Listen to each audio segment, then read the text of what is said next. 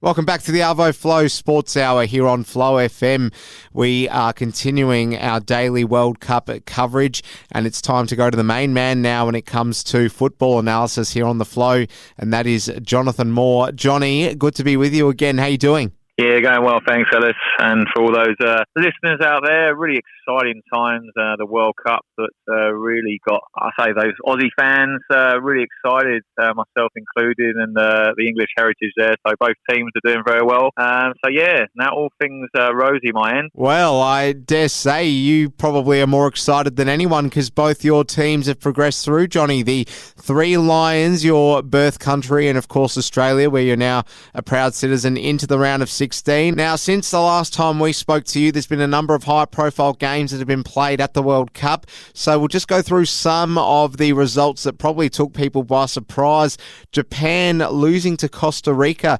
I'm pretty certain we both felt slightly more confident about Japan and their chances. Really dropped the ball on that occasion, Johnny. Yeah, most definitely. After an impressive performance and getting a victory against the Germans, losing to Costa Rica, who obviously got spanked in their opening round against Spain. You'd expect probably Japan to come away with all 3 points in that game. But look, credit to Costa Rica. They came out, they lifted their game, they attacked at times with some obviously strong play from the wide areas, and had some pace and some obviously stronger players amongst their ranks, but defensively they held firm and obviously got the win. But yeah, I didn't expect that result.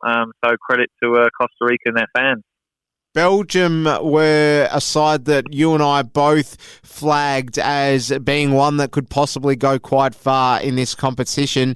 But I'll tell you what, they're on shaky ground. A very unexpected 2-0 loss to Morocco. What did you make of that one, Johnny? I'll say one thing, Belgium deserved exactly what they got. Yeah, rightly so there, Ellis.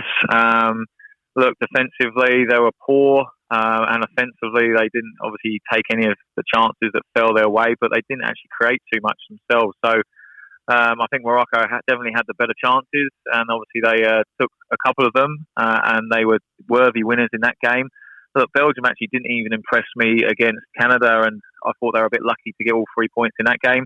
Before the tournament started, I definitely thought they would be one of those smoky sides to possibly go onwards and upwards. And look, they've still got another game, and if they win that, anything is possible. But I think it's going to be still a tough ask to get out of their group because, look, that's a tight group they're in. And, yeah, they're definitely underperforming at the moment. So I'm probably going to sit on the fence and see how they go before thinking they'll go any further than getting out of the group stages, which, it's worrying signs for them. Now, I know you fairly well, and I know that you are certainly a lover of open-ended football, and that's exactly what we got when Cameroon and Serbia locked horns.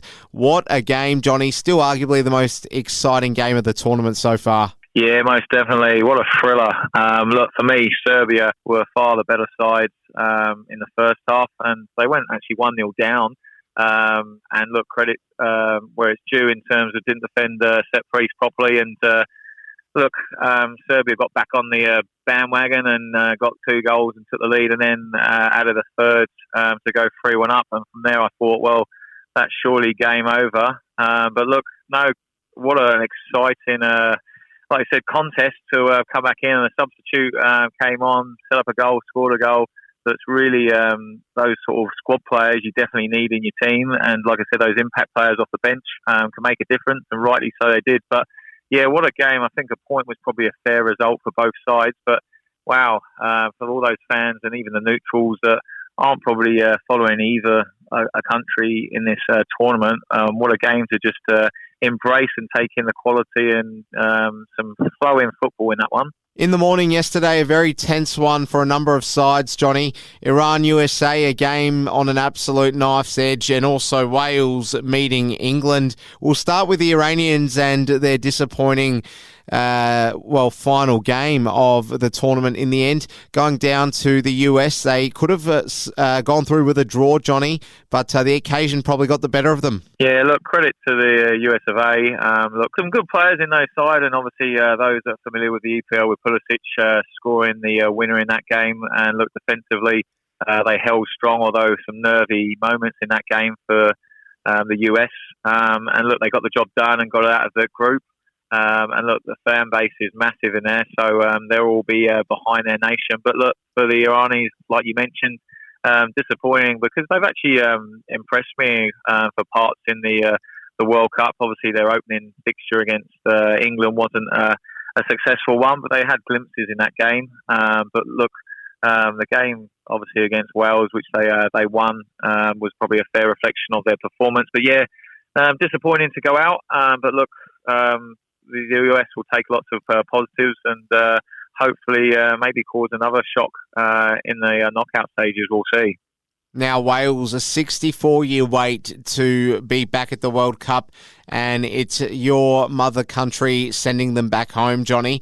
A lot of, let's call it, overly zealous sort of sentiments going the way of England from the Wales camp. Is it the same the other way around? Why do the Welsh have such a bee in their bonnet? Oh, look, I think there's always that rivalry between any of those, I say, British-based clubs, whether it's Scotland, Ireland, England, Wales. I think there's always those arch enemies. Everyone wants to get one over the other. And look, obviously, there's lots of players amongst either country that know each other from their respective clubs. So, yeah, it's like a grudge match. And look, after the game, it's probably shake hands and get on with it. But during the game, there's that real incentive, that added extra. Not that you needed one in any game, but yeah, that rivalry, the fans definitely get right up in each other's faces, and I'm sure the English would have been underneath the skin celebrating that one, just that little bit more and just proving their worth. And look, rightly so in terms of their performance, was pretty good in that game. I think Southgate's probably got a nice little headache there with Rashford obviously firing on all cylinders, getting a brace in that game, and I believe Foden's starting to show his worth in terms of, do you start those two and do you put and keep Sterling and Saka on the bench?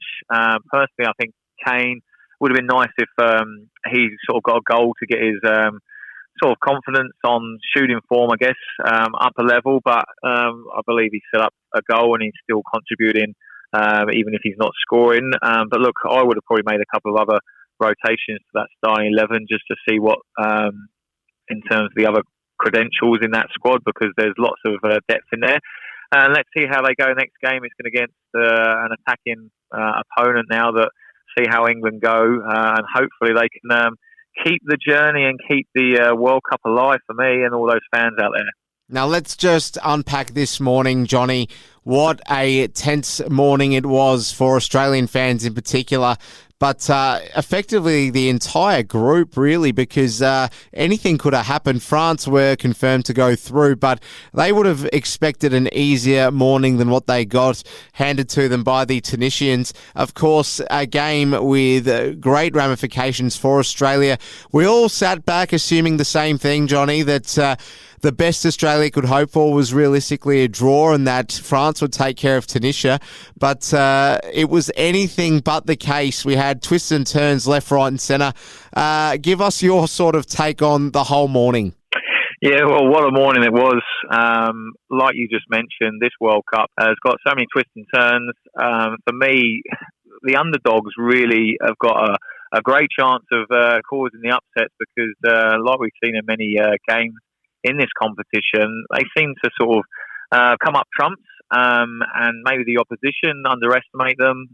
Maybe they don't take it serious, or they don't convert their chances. But yeah, what a whirlwind morning it was, with France unexpectedly losing that game. From me, I would have tipped France to win that game, especially in their two previous victories. Tunisia, to their credit, it was for them throwing everything at France, and obviously they got the win, but it wasn't obviously enough to get them qualified. But with our country of the Australians out there and everyone getting behind them, definitely that's hopefully lifting the team, and it shows the spirit amongst the ranks. And Graham Arnold is doing a fabulous job in keeping that camaraderie amongst the group, keeping the dream alive, everyone working their socks off for each other.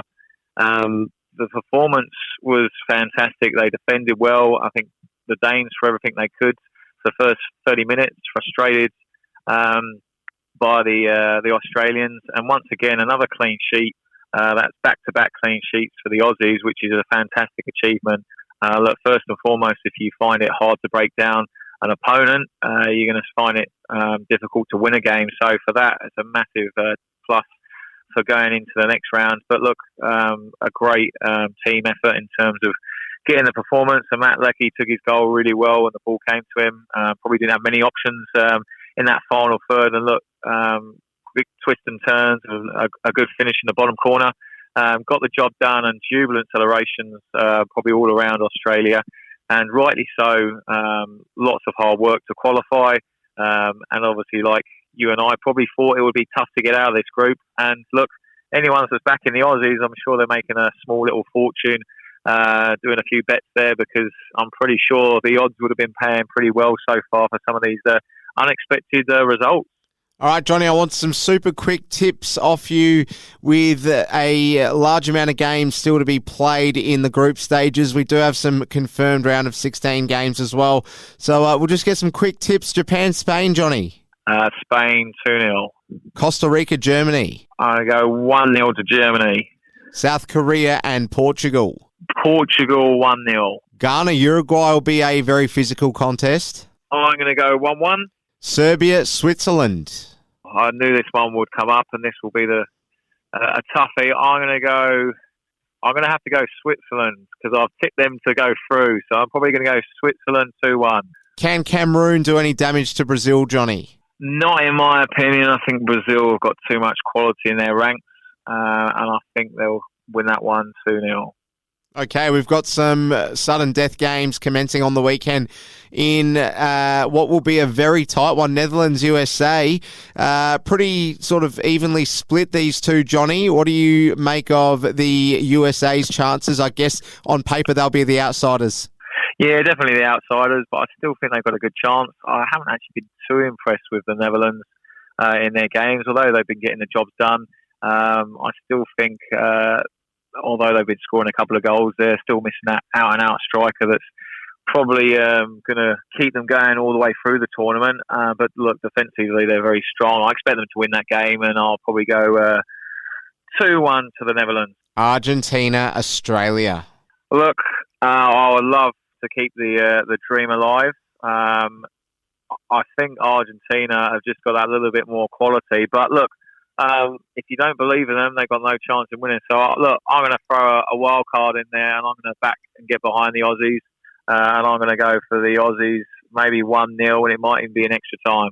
All right, Johnny. And just to wrap things up, we've got England, Senegal. I assume you'll go for your birth country here. I very much hope so. I think that will be disappointing if we go out at this stage of the competition. But look, anything's possible. But yeah, I'm going to get behind England. I think they've been fairly solid at the back, and I think they might just get the job done.